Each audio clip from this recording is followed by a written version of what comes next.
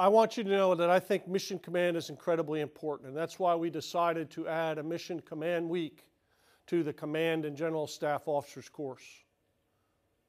I want you to understand how important I believe Mission Command is to success on the battlefield and to our Army as a profession. Mission Command is about leaders making the right decision at the right time, which is easy to say, but hard to do.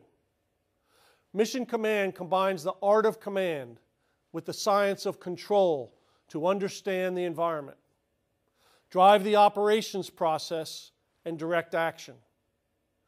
It is the vehicle by which commanders integrate all the warfighting functions within their area of responsibility. Essentially, it's to make timely decisions. Commanders and leaders provide vision and guidance through mission orders to empower leaders at all levels to seize and exploit the initiative to accomplish our mission.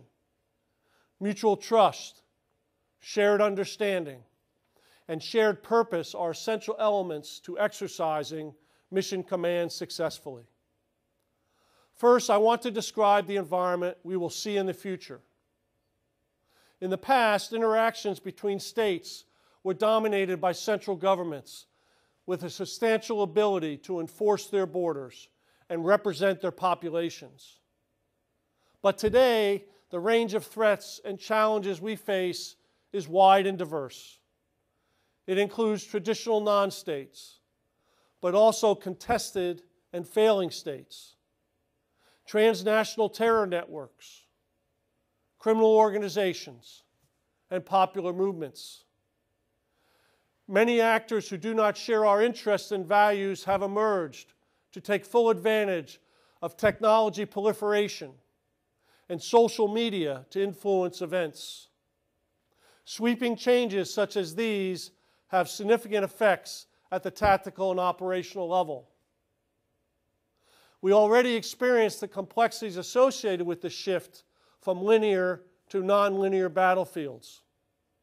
Concepts such as deep, main, and rear areas have lost their relevance in the conflicts we now face. Soldiers must be prepared not only for potential peer competitors, but also irregular forces, which exploit complex physical and human terrain while leveraging access to advanced weaponry and communications. The future environment is simply too complex, and our soldier and leaders too talented to attempt to operate in this environment through centralized command and control. Intent-based mission command accounts for this complexity by empowering subordinate leaders to act within the parameters of the commander's intent. It enables leaders to exercise disciplined initiative, exploit fleeting opportunities, and build unity of effort at all levels of command within a dynamic environment. There are several key leadership traits that enable the successful execution of mission command. First, the most important action you can take on a daily basis is to communicate. Communicate your vision, your intent, and your left and right limits to your staff and subordinate commanders. Second, leaders must be able to lead change from the front. You must be able to think, learn, and adapt, and teach others how to do the same. You have to develop your staff and subordinate leaders so they understand your thoughts, your intent, and the products you need to make decisions on time and accurately. Third, you must assess the environment in which you're operating. Work with your staff to develop a common understanding of the problem. Finally, plan and integrate your activities with joint, interagency, intergovernmental, and multinational partners in order to achieve unity of effort and mass effects, both lethal and non-lethal, within your environment.